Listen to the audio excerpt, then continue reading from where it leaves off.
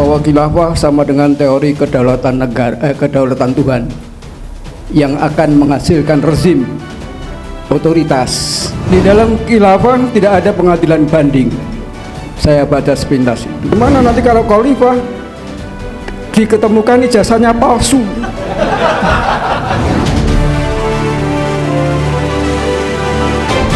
Assalamualaikum warahmatullahi wabarakatuh. Ya, saya sering ketemu dengan masyarakat. Di masyarakat ada argumentasi bahwa khilafah sama dengan teori kedaulatan negara, kedaulatan Tuhan yang akan menghasilkan rezim otoritas, absolutisme, dan represif. Ini karena semua pembantu pejabat adalah dipilih khalifah, sehingga bisa diatur sesuai dengan kehendaknya karena pemimpin tunggal. Hal ini ditandai dengan terjadinya peristiwa Karbala. Itu karena rezim dan otoritas yang salah. Yang kedua, di dalam khilafah tidak ada pengadilan banding. Saya baca sepintas itu. Kasus Sayyidina Ali, ketika beliau tidak bisa menyampaikan saksi karena hanya saksi dari keluarga tidak diterima, maka Sayyidina Ali termasuk orang yang dirugikan dalam putusan hukum. Bagaimana kalau itu terjadi pada kisos dan pembunuhan? Sudah Kasab dibunuh, jebule dia benar, karena tidak ada pengadilan banding. Yang tiga terakhir, syarat-syarat khalifah di sini tidak dicantumkan pendidikan, ya, tidak cantum. Bagaimana nanti kalau khalifah diketemukan ijazahnya palsu? Ya, Majelis Umat Leno itu dia ijazahnya palsu, ya. Sedangkan penggantinya di Muawiyah itu penggantinya adalah kualitasnya fufu-fafa. Bagaimana cara merombak ketika Majelis Umat sudah menyetujui? Minta maaf, saya berhadapan dengan masyarakat yang heterogen, kadang-kadang ketemu dengan intelektual Islam yang abangan, dan dia sama-sama menjadi guru tata negara, kadang-kadang timbul perbedaan itu. Terima kasih, mohon maaf. Assalamualaikum warahmatullahi wabarakatuh. Kalau khilafah berdiri, maka akan terjadi otoritarianisme, karena khalifah itu pemimpin tunggal. Semua pejabat termasuk gubernur, bupati itu diangkat oleh khalifah. Nah begini, sebenarnya untuk mengatakan satu pemimpin itu otoriter atau bukan, itu bukan dilihat aspek itunya, dia mengangkat siapa, tapi dilihat apakah khalifah itu boleh membuat kebijakan seenak hatinya, semau-maunya, membuat undang-undang, peraturan semau-maunya. Karena seorang pemimpin itu sebenarnya itu adalah pelaksana undang-undang. Kalau pemimpin itu dia pembuat undang-undang, pembuat peraturan, sekaligus terkumpul dia adalah pelaksana undang-undang, lah itu otoriter, Pak. Pasti itu otoriter. Membuat sekaligus pelaksana. Coba bayangkan kalau misalnya ada hakim sekaligus terdakwa misalnya, atau hakim sekaligus dia orang yang berperkara, nggak akan bisa dia mengadili orang berperkara itu, bang, dia hakim. Jadi nggak bisa. Seorang pelaksana undang-undang tidak mungkin dia bisa berbuat adil kalau dia sekaligus membuat undang-undang. Maka sebenarnya kalau kita lihat di negara mana saja, ketika dua kekuasaan atau tiga kekuasaan berkumpul yang disebut dengan eksekutif, legislatif, eksekutif, yudikatif berkumpul, itu otoriter, gitu. Nah sebenarnya kalau kita lihat dalam Islam itu keduanya dipisahkan tuh dengan jelas. Siapa legislatif pembuat hukumnya itu? Itu syariat tadi. Syariat. Jadi khalifah tidak boleh membuat undang-undang apapun, dia hanya melaksanakan syariat tadi. Kalaupun dia membuat kebijakan, kebijakannya harus sesuai dengan syariat. Jadi sehingga khalifah itu terikat, dia nggak bisa membuat undang-undang sendiri. Jadi nggak mungkin dia bisa bisa otoriter itu. Misalnya gini, misalnya di dalam Islam, katakanlah dalam syariat itu jalan itu milik umum, tidak boleh dimiliki pribadi, jalan. Maka nggak boleh ada jalan tol yang menjadi milik swasta, yang setiap orang lewat harus bayar, misalnya. Itu milik umum. Khalifah misalnya karena dia ini sedang pemborongnya itu keluarganya sendiri, lalu kemudian merubah undang-undang itu, nggak boleh, misalnya gitu. Jadi khalifah nggak bisa membuat ini. Misalnya lagi, namanya tambang-tambang yang jumlahnya tidak terbatas milik umum, minyak apa gas segala macam, nggak boleh itu dimiliki, dikuasai oleh perusahaan swasta. Khalifah nggak boleh itu yang memiliki, seperti Saudi itu nggak boleh.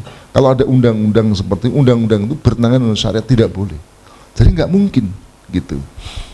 Nah, soal kemudian siapa yang menjadi gubernur, menjadi bupati, itu sebenarnya sama juga, karena bupati pun tidak boleh melanggar syariat. Dan bahkan Rasulullah mengatakan, tadi yang sebutkan ya, hadis yang saya sebutkan tadi, in ummiro alaikum abdun mujaddaun qalat hasibtuhu aswadu. Lalu Nabi mengatakan yakudukum bikitabillah, selama dia menuntun kamu, memimpin kamu dengan hukum Allah SWT, dengan kitab Allah. Maknanya, mafhum khulafanya, jika la yakudukum bikitabillah, tidak memimpin kamu dengan kitab Allah, nggak boleh itu, gitu. Kalau yakudukum bikitabillah, fasma'u lahu wa ati'u, dengarkan, taati. Dalam hadis yang lain Nabi mengatakan innamat ta'atu fil ma'ruf, sungguhnya ketaatan dalam hal yang ma'ruf, ya. Beliau mengatakan la ta'ata li makhlukin fi maksiatillah, tidak boleh ada ketaatan kepada makhluk dalam. Jadi dalam hal ini tidak mungkin, mestinya tidak mungkin khalifah bisa otoriter tadi. Kalau sampai kemudian menyimpang dari syariat, maka wajib tidak ditaati, bahkan wajib umat Islam menyampaikan ma'ruf nahi mungkar.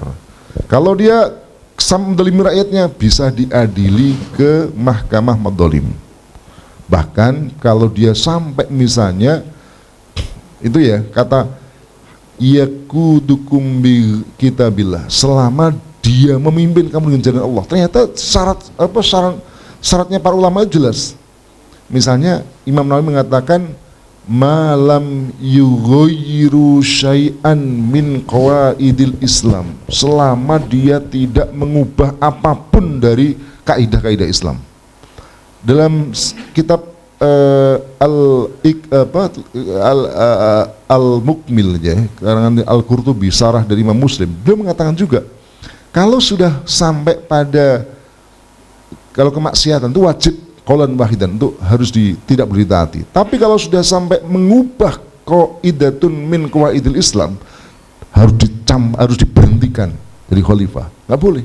Misalnya dia tidak menjalankan hudud Allah, tidak menjalankan Allah SWT memerintahkan untuk mencambuk pezina misalnya, itu kemudian diubah hukumnya. Sejak saya menjadi khalifah sekarang tidak lagi hukuman bagi pelaku perzinahan, hukum pelaku zinahan cukup penjara. Maka yughayyiru syai'an min qawaidil Islam, masuk itu harus di khalqu, yajibu khalqu, harus wajib diberhentikan. Itu begitu. Jadi khalifah nggak bisa dia otoriter, karena dia terikat dengan syariat. Justru kalau mau otoriter, sebenarnya negara republik ini yang otoriter.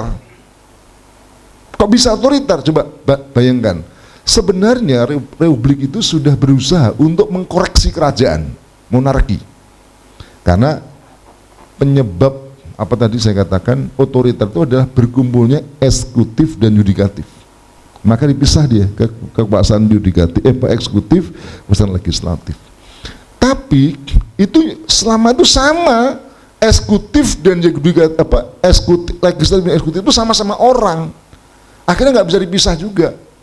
Apalagi seringkali yang menjadi pemenang dalam legislatif, pemenang juga menjadi eksekutif.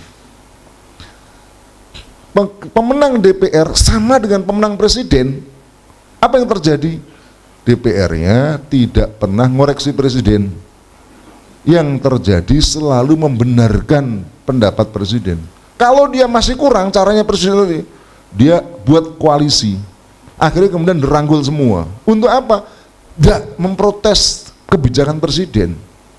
Saya teringat betul pada saat itu Jokowi itu membuat Perpu Ormas, Pak, yang nanti sebentar dibubarkan Perpu Ormas. Kita datang ke PKB, ketemu langsung dengan Muhaimin Iskandar, ketua umumnya, sama sekretarisnya itu.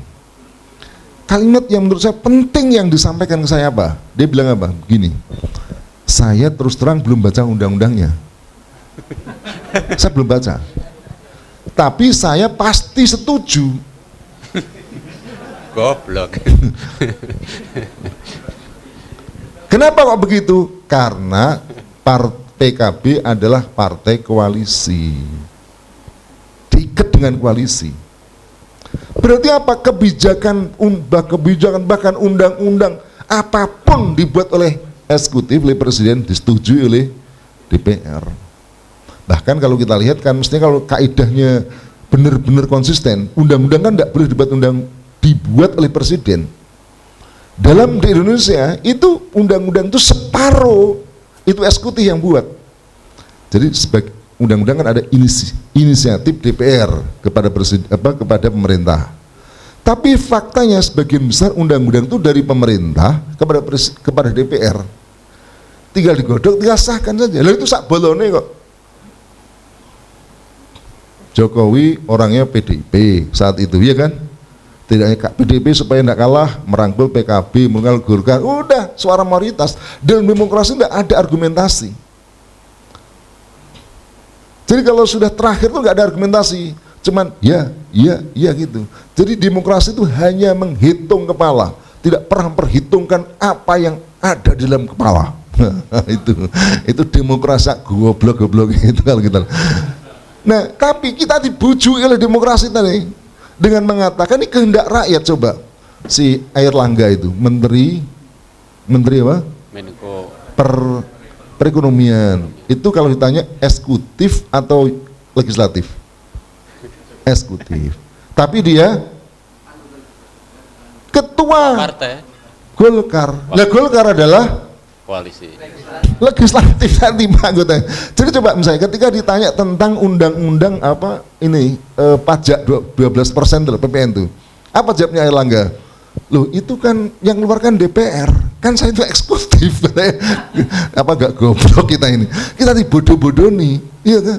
Jadi dia mengatakan bukan saya, kita ini eksekutif, tinggal jalankan keputusan legislatif. Lah legislatif DE juga. Mau dia nyuruh jadi tinggal nyuruh saja. Apalagi kata si Bambang Pacul yang dari Semarang, ya betul ya, kita yang DPR itu yang Korea saja, ngomong aja ketua umumnya itu Korea ya action aja itu nih. Tinggal telepon ketua umum. Ketua umum tinggal dikumpulkan aja oleh Jokowi, ya mau ndak, kalau ndak tarik recall dari menteri, udah selesai. Sehingga sebenarnya dalam sistem demokrasi itu otoriter dan pasti otoriter, nggak mungkin tidak. Gitu, seperti di Indonesia itu. Jadi kalau sekarang orang muncul khilafah itu salah besar. Khilafah itu nggak akan ada otoriter, karena yang haram itu bukan manusia yang menentukan, termasuk khalifah. Ayatnya coba jelas. Fa in tanaza'tum fi syai'in farudduhu ilallahi war rasul in kuntum tu'minuna billahi wal yaumil akhir. Disebutkan fa in tanaza'tum, jika kamu berselisih. Kamu itu siapa? Kamu itu rakyat dengan rakyat, termasuk rakyat dengan penguasa. Diadili siapa? Faruddu ilallahi wa rasul, kembalikan urusan kepada Allah dan Rasulnya, bukan kembalikan kepada penguasa seperti dalam sistem kerajaan dan monarki, bukan juga dikembalikan kepada demokrasi, rakyat sebagaimana dalam demokrasi. Begitu yang pertama. Baik, yang kedua, cukup saya kira, moga-moga jelas. Kalau yang jelas nanti bisa dilihat. Yang kedua, tentang banding. Islam tidak mengenal undangan banding. Begini Pak, namanya banding itu. Kalau di Indonesia berapa? Pengadilan negeri tinggi, banding pengadilan negeri, pengadilan tinggi banding Mahkamah Agung, banding lagi apa? Mungkin apa? Kasasi apa? Peninjauan kembali PK. Anda itu dibuka lagi, Pak. Nggak puas lagi. Ada enggak kira-kira? Itu nggak ada habisnya, Pak. lingkaran setan. Bukan lingkaran setan, maksud saya orang berpengadilan itu orang yang berperkara. Si A dan si B ini berebut benar, katakanlah si A menurut si A ini hak saya, katakanlah gitu. Menurut si B enggak, itu hak saya. Dibawa pengadilan negeri, oleh pengadilan dimenangkan si B, si A kira-kira protes enggak? Protes, nggak terima dia. Dibawa kemana? Pengadilan tinggi. Pengadilan tinggi ganti yang menang A. Protes nggak ke si B? Loh, saya kalah lagi. Nggak terima dia. Baik, Mahkamah Agung. Yang menang siapa? Ganti lagi sih. Nggak ada habisnya. Itu terus gue sampai kiamat juga nggak akan selesai. Kan lebih begitu. Karena husumat atau perselisihan antar masyarakat itu berebut kebenaran. Sama, lu pencuri bersalah, yuk masih bersalah, itu masuk bersalah, tapi itu koruptor, yuk bersalah ngakui juga mungkin korupsi, tapi mungkin bagi dia hukumannya kalau 20 tahun, kebangetan, dia nggak terima, ini nggak adil. Oh, saya cuma tanda tangan aja kok sampai 20 tahun. Misalnya gitu. Dibawa pengadilan, oh enggak 15 tahun. Oh enggak, sing satunya, enggak, ini kurang, ini dia makan uangnya walaupun tanda tangan saya. Enggak, harus naikkan, terus tidak akan berhenti. Namanya mahkamah istiqnaf itu. Betul enggak? Jadi selalu yang berperkara mengatakan keputusan hakim yang tidak memihak dirinya akan mengatakan tidak adil, dan dia selalu ingin mencari keadilan. Keadilan maksud adalah yang memenangkan dirinya. Nek dia menang, wah ini hakim adil, bijaksana, begitu. Betul enggak? Loh, kalau dia kalah mesti hakim tidak adil, hakim begini, dia mau saya sudah menyatakan begini, begitu. Makanya dihentikan dalam Islam itu juga enggak ada. Ya. Prinsipnya bukan manfaat itu, tapi ada namanya al-istihadu la yunqadu bil istihad. Istihad itu tidak bisa dibatalkan dengan istihad. Nah, begitu. Nah, sekarang udah selesai ya. Sehingga sebenarnya namanya kalau nunggu istinaf terus tidak akan habisnya. Yang kedua, apa tadi? Syarat sebentar sebelum ijazah itu yang tadi kaitannya Sayyidina Ali tadi. Bukan Harbala, yang Sayyidina Ali itu yang kaitannya pengadilan tadi. Sayyidina Ali dirugikan. Kan begini Pak, hakim itu kan posisinya harus memposisikan dirinya, tidak tahu. Kan tahunya bahwa itu bajunya Sayyidina Ali. Itu kan setelah belakangan. Posisinya kan begini, itu baju ada di orang Yahudi. Nah, Sayyidina Ali mengatakan ini bajuku. Nah, seorang hakim harus memposisikan baju itu ada di mana. Kalau ada di rumahmu berarti hukum asalnya ya punyamu. Masa punya, misalnya ini sepatu saya tak pakai, masa tiba-tiba panjangan enggak ini sepatu saya, kan nggak bisa. Hukum asalnya adalah hukum ya saya pegang, ini milik saya lah gitu. Nah, kalau ada orang lain menuduh ini sepatu saya, berarti harus dibuktikan. Itu yang sebenarnya yang menuduh harus membuktikan tuh di situ sebenarnya. Yang menuduh harus mendalilkan. Itu sebenarnya. Jadi kalau menuduh ini sepatu saya, berarti harus ada dalilnya. Ya. Jadi kalau misalnya panjenengan pakai kopiah itu, kan pasti orang ini kopiah panjenengan, betul lah. Kalau ada orang lain tiba-tiba merebut, wah ini kopiahku, ya harus ada bukti. Jadi buktinya seseorang bawa barang itu menjadi bukti awal bahwa itu miliknya. Nah, posisinya begitulah hakim siapa tadi? Siapa? Qadi Surah. Nah, itu posisinya, datang mengadukan ini bajuku. Ditanya, siapa saksimu? Al Hasan. Siapa lagi? Pembantu. Nah, kalau pembantu masih bisa, kalau Al Hasan itu nggak bisa karena masih kerabat sendiri. saksi itu bayinah, bukti itu harus mendatangkan bukti, berarti harus ada dua bukti. Satu bukti itu dalam Islam yang diakui adalah 2 orang saksi laki-laki. Nah saksinya kurang, baru 1 pembantu ambar, satu saksi Al Hasan adalah anaknya sendiri, nggak bisa diterima anak, nah, gitu. Berarti pengaduan tadi ditolak. Sebenarnya ditolak saja itu, ditolak. Kenapa? Karena Sayyidina Ali tidak cukup bukti. Nah justru kalau kemudian Qadhi Surah tadi itu memutuskan, iya benar milikmu Ali, kamu orang yang jujur, ini pendusta orang Yahudi, itu justru tidak adil. Gimana dia mengatakan ini pendusta, wong ini soal ini dia tidak bisa mendatangkan saksi, gitu ininya posisinya. Jadi kok disitulah sebenarnya justru Qadhi itu harus bersikap adil sekalipun kepada orang yang dibenci, sekalipun kepada orang yang dia cintai. Ini soalnya konco dewe, ini mesti bener, masuk salah dia ngomong. Enggak boleh begitu, mesti teman sendiri, mesti biasanya tetap saja harus ada bayinah, begitu. Nah baru kok tahu itu menjadi milik Ali, belakangan taunya ketika setelah keputusan begitu, orang Yahudi, wah ini hebat, adil Islam. Nah begitu, akhirnya si Yahudi mengatakan ini sebenarnya bajunya Sayyidina Ali. Anda tidak ngomong begitu, ya nggak bisa begitu. Jadi di mana dikatakan bahwa Sayyidina Ali dirugikan?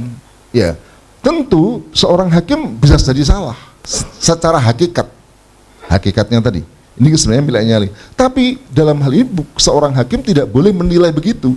Dia harus menilai berdasarkan apa yang tampak pada dirinya. Jadi nahkumu bidohir, nggak boleh. Hakim justru memutuskan berdasarkan mimpi. Wah mimpi tadi malam nggak bisa. Atau firasat saya ini nggak boleh berdasarkan firasat ini. Harus ada bayinah. Ya, ini justru kalau kita lihat hukum Islam itu hebat Pak. Nggak ada kenal kompromi seperti itu, nggak ada kenal, ada konco, kawan, nggak ada. Bahkan atasan aja berbeda dengan hukum itu. Nah ini sekaligus menunjukkan tadi khilafah tidak otoriter, betul enggak? Jadi khalifah aja tunduk kepada hukum di depan keputusan hakim. Prima Sayyidina Ali, nggak bisa kamu telur rakyat saya, Qadhi saya, tak pecat kamu. Saya yang ngangkat Qadhi siapa? Khalifah. Kamu sebagai balasannya udah bisa dipecat. Pindahkan ke Papua kan begitu. Nah ini enggak. Jadi kalau kita lihat ya justru dipuji, bener ini sesuai dengan syariat. Jadi kalau kita lihat justru hebat ini Islam ini. Baik, yang kedua. Terus apa tadi yang ketiga tadi? Ijazah palsu. Khalifah kok tidak ada syarat pendidikan. Jadi namanya kalau yang disebutkan 7 itu namanya syarat syar'i, syarat yang didasarkan syariat. Misalnya muslimun, dakarun, akilun, balighun, hurrun, kemudian qadirun. Ya, itu 6 ya. 6 7. Mestinya 7 ya. Ya dah. Muslimun, akilun, balighun, dakarun, adilun, ya adilun, iya qadirun, ya betul ya. Jadi ada 7. Jadi itu syarat syar'i. Kalau syarat yang tidak syar'i ya bukan tidak syar'i. Syarat yang afdoliyah ya mungkin bukan mesti yang pintar juga lah. Karena kan qadirun itu tentu yang mampu. Yang mampu berarti kan orang yang cerdas Pak, yang pintar, yang ilmunya banyak. Kalau enggak pintar ya bisa nggak bisa menjadi khalifah. Nah, karena itu kalau kita lihat sebenarnya gini, orang itu kan kalau gini, misalnya ini, katakanlah ini ada banyak ini kan kalau ditanya secara syar'i boleh enggak menjadi khalifah? Secara syar'i boleh. Tapi kan khalifah diserahkan kepada katakanlah satu ruangan ini orang-orang ini yang menentukan siapa khalifahnya. Nah orang-orang yang di sini katakan ini kan memilih orang yang paling bagus Pak. Masuk yang mau nengtok ngantuan, mesti kan yang gitu loh. Mereka tahulah siapa yang paling hebat di ruangan itu gitu. Saya misalnya saya kuliah misalnya dulu kuliah, Mesti kan saya kuliah itu tahu bergaul setiap harinya, sing mau menang turu wis ngerti lah, akan tahu di antara mereka yang paling hebat. Jadi sekalipun tidak disebutkan harus pinter gitu, harus hebat, itu otomatis yang dipilih adalah Sayyidina Abu Bakar, orang paling hebat setelah Rasulullah. Gak ada seorang pun yang mengatakan ada lebih hebat daripada Sayyidina Abu Bakar. Jadi kalau tanpa begitu, itu sudah otomatis. Masa panjenengan misalnya gini, panjenengan itu misalnya ya apa namanya, mau katalah milih menantu gitu ya. Menantu kan yang penting muslim, betul enggak? Muslim, yang penting sah muslim, betul. Tapi kan cuma muslim tok, ya sing pinter, ya sing ini, yang gitu lah. Kira-kira ada pilihan-pilihan lain yang kemudian kita buatkan. Nah, jadi sebenarnya khalifah juga, apalagi di situ ada poin penting qadirun, punya kemampuan. Ya berarti qadir ya yang pinter tenanan ya. Ya semua bisa lah, tapi kemudian tentu harus ada yang lebih hebat tadi. Nah pemimpin tadi saya katakan di awal, pemimpin itu kan pemimpin, berarti dia itu harus, kalau bahasa Jawa itu pinunjul, dia punya keunggulan dibanding yang lain. Masa pemimpin kok dia biasa-biasa saja, mesti yang lebih hebat daripada yang lain. Itu pemimpin, dimanapun pemimpin itu begitu. Nah oleh berarti ya termasuk ya kalau pinter yang pinter tenanan, baik itu. Kemudian yang sebelumnya kaitannya ijazah palsu. Ini saya sebelum ini ya, gini Pak. Sebenarnya ijazah itu mungkin ada pentingnya, ada perlunya, ada tidak. Sebenarnya ijazah itu kan semacam pengakuan negara. Negara mengakui bahwa dia telah menyelesaikan pendidikan tingkat SD, tingkat SMP. Sebenarnya dengan ada ijazah itu sebenarnya dalam bayangan orang itu sudah punya bayangan gitu loh Pak. Oh lulus SD, punya SD, oh berarti dia punya kemampuan ini. Jangan dituntut berarti dia punya kemampuan menjadi dokter gitu lulusan SD. Jadi sebenarnya ijazah itu membantu juga kita sebenarnya dari pemerintah untuk memberikan semacam sertifikasi gitu loh. Yo ini telah menjadikan pendidikan dasar dengan SMP, walaupun tidak pasti. Tetapi itu memang tadi saya Pak, kalian itu membantu, semacam ijazah itu membantu gitu. Nah, oleh karena itu kita akhirnya kemudian misalnya kita punya perusahaan, ada orang lamar datang, kita butuhkan misalnya tenaga mesin, kan dengan ijazah gampang.